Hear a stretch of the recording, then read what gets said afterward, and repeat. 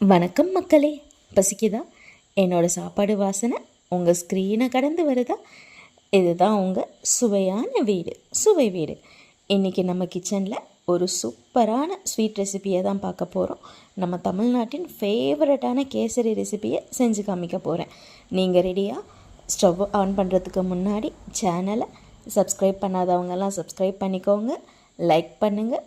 அடுத்து என்ன ரெசிபி சமைக்கலாம் அப்படிங்கிறத கமெண்ட் பண்ணுங்கள். சுவை வீட்டில் சமையல் ஆரம்பிக்கலாம் வாங்க. 1 கப் நெய் எடுத்திருக்கேன். நெய் நல்லா ஹீட் ஆனதுக்கப்புறம் கட் பண்ணி வச்சுருக்க முந்திரி பருப்பு போடுறேன். முந்திரி பருப்பு நல்லா வறுந்த உடனே உலர் திராட்சையை அதோடு சேர்ந்து வறுக்கிறேன். உலர் திராட்சை பால் மாதிரி ஆனதுக்கப்புறம் வறுத்த முந்திரி பருப்பையும் உலர் திராட்சையும் தனியாக எடுத்து ஒரு பிளேட்டில் வச்சுக்கிறேன். இப்போது அதே கடாயில் 1 கப் ரவை இன்றைக்கி எடுத்திருக்கேன். அந்த ரவையை போட்டு நல்லா வறுக்கிறேன். ரவை நல்லா பொன்னிறமாகிற வரைக்கும் வறுத்துட்டு அதையும் எடுத்து தனியாக ஒரு பிளேட்டில் வச்சுக்கலாம். இப்போது 1 கப் ரவைக்கு 2 கப் தண்ணி நான் இன்றைக்கி ஊற்றிருக்கேன்.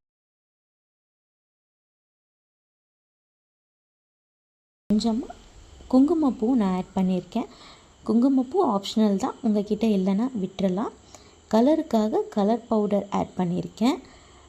கலர் பவுடர் ஆட் பண்ணிவிட்டு அதை நல்லா மிக்ஸ் பண்ணி விட்டுருங்க.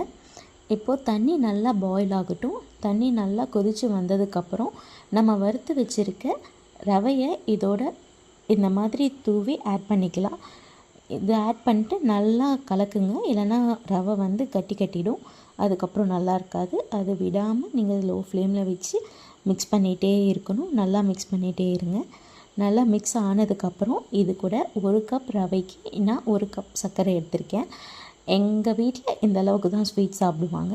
உங்களுக்கு ஒருவேளை ஸ்வீட் அதிகமாக வேணும் அப்படின்னு நீங்கள் நினச்சிங்கன்னா 1.5 கப் அளவு வரைக்கும் நம்ம எடுத்துக்கலாம். எடுத்து நம்ம நல்லா ரவையோட கேசரியோடு நல்லா மிக்ஸ் பண்ணிகிட்ருக்கணும். 1/2 கப் 1/4 கப் அளவுக்கு எண்ணெய், 1/4 கப் அளவுக்கு நெய் ரெண்டும் ஆட் பண்ணியிருக்கேன். எடுத்து வச்சுருக்கோம் பார்த்திங்களா, முந்திரி திராட்சை, அதையும் எடுத்து ஆட் பண்ணிக்கலாம். ஆட் பண்ணிட்டு நல்லா மிக்ஸ் பண்ணி வேறு பவுலில் ட்ரான்ஸ்ஃபர் பண்ணிக்கோங்க. அவ்வளோதாங்க, இன்றைக்கி நம்ம கேசரி ரெசிபி செஞ்சாச்சு. இந்த ரெசிப்பியை நீங்களும் ட்ரை பண்ணி பாருங்கள். உங்கள் ஃபீட்பேக்கை கமெண்ட்டில் சொல்லுங்கள். மறக்காமல் சப்ஸ்கிரைப் பண்ணாதவங்க சப்ஸ்கிரைப் பண்ணிக்கோங்க. நெக்ஸ்ட் வீடியோவில் வேறு லெவலில் சுவை வருது.